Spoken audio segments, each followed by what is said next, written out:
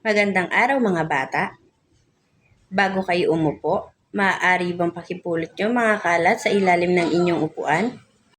Maaari na kayong umupo mga bata. Ngayon mga bata, gusto nyo bang maglaro? Magaling! Meron ako ngayong jumble letter. Ang inyong gagawin lang ay aayusin ang mga letra. Naintindihan ba mga bata? Mahusay! Sa mga nabuo nyong letra, sa tingin nyo, ano kaya ang tatalakayin natin ngayong araw na ito? Tama. Tungkol ito sa mga hayop o kung tawagin ay pabula. Alam nyo ba mga bata kung ano ang ibig sabihin ng pabula? Lailani, maaari mo bang pakibasa kung ano ang ibig sabihin ng pabula? Ano nga ulit ang pabula mga bata? Tama, ang pabula ay tungkol sa kwento ng mga hayop. Ngayon mga bata, meron akong ipapanood sa inyong maikling kwento. Handa na ba kayong makinig mga bata? Magaling! Ang apat na baka at ang leon. Isang araw, habang naglalakad ang leon, nakadama ito ng matinding gutom. Maya-maya, may nakita itong mga apat na baka. Leon, mukhang palad ako ngayong araw na ito. May apat na baka, malalaki at matataba pa ito. Dahang-dahang lumapit ang leon sa apat na baka. Ngunit napansin siya ng mga ito. Kaagad-agad na nagsama na sila. Nagtalikuran sila na pabilog. Pinagsama-sama pa nila ang kanilang buntot. Tuwing lalapit ang leon, ay lalong pinagdirikit ng mga baka ang kanilang likuran. Kahit sa hanumanap ng magandang lugar ang leon, hindi niya makuhang makalapit sa mga baka, kaya umalis na lamang ito.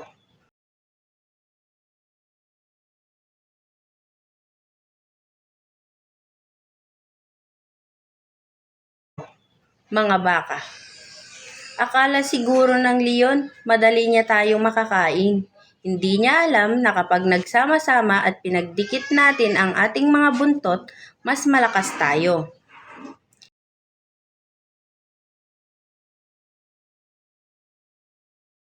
Isang araw, nagtalo-talo ang mga baka at nagkahiwalay silang lahat. Nakita sila ng leon at isa-isa silang sinugod nito at kinain. Mga bata, ano kaya ang pamagat ng kwento? Tama, ang apat na baka at ang leon. Ngayon mga bata, sino ang tauhan sa kwento? Tama, ang apat na baka at ang leon. Ano ang naramdaman ng leon nang makita niya ang apat na baka? Tama, nakaramdam siya ng matinding pagkagutom.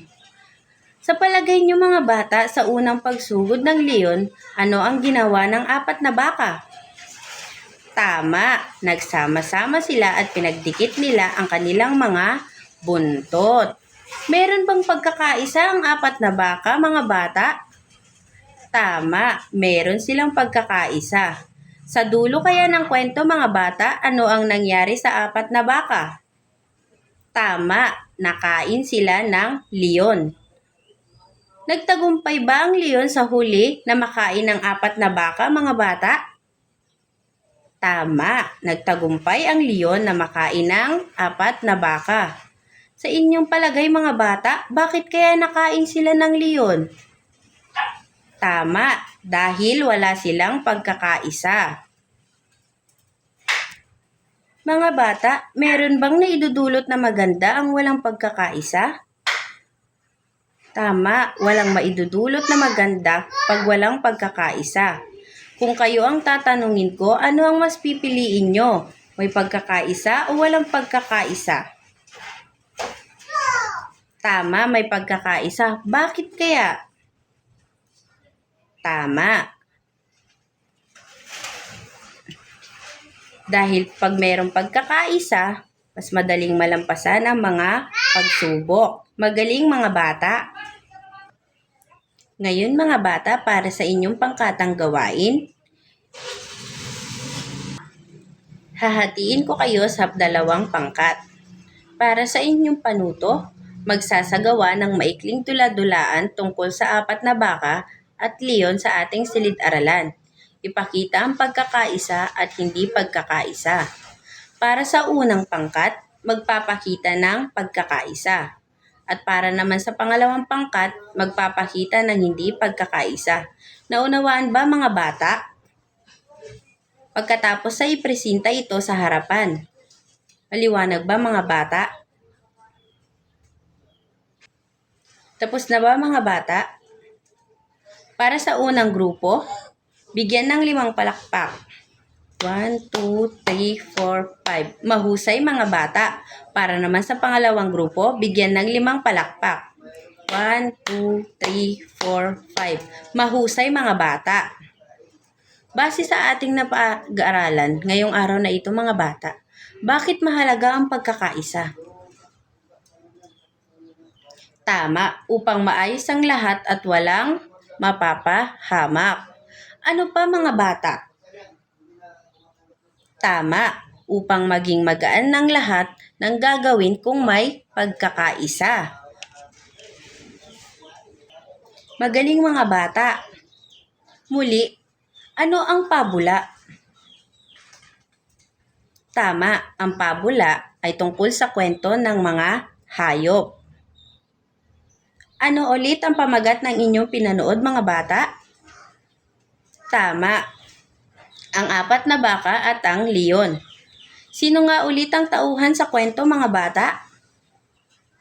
Tama, ang 4 na baka at ang leon. Ano ang nangyari nung una na nawalan ng pagkakaisa ang 4 na baka? Tama, nakain sila ng leon.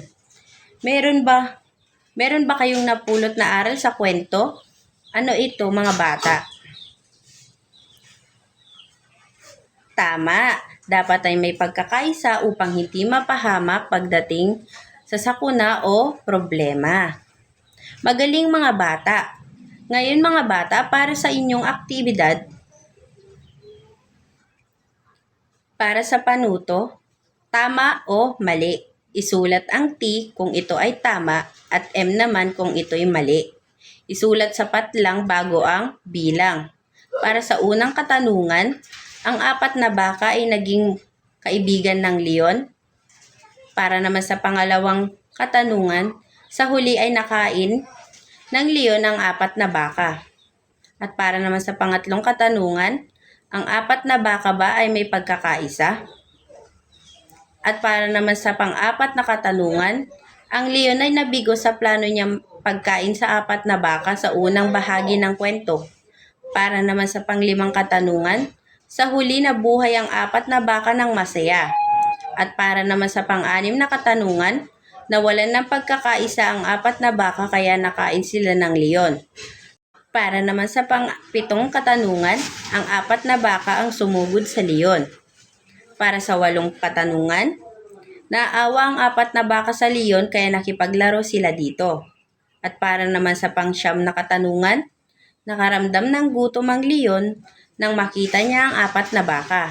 At para naman sa pang-10 katanungan, tumakbo ang leon sa takot sa 4 na baka. Para sa inyong takdang aralin, gumawa ng slogan tungkol sa pagkakaisa at ipresenta ito sa harapan ng klase. Naunawaan ba mga bata? Mahusay! Yun lang ang ating tatalakayin sa araw na ito mga bata. Paalam mga bata!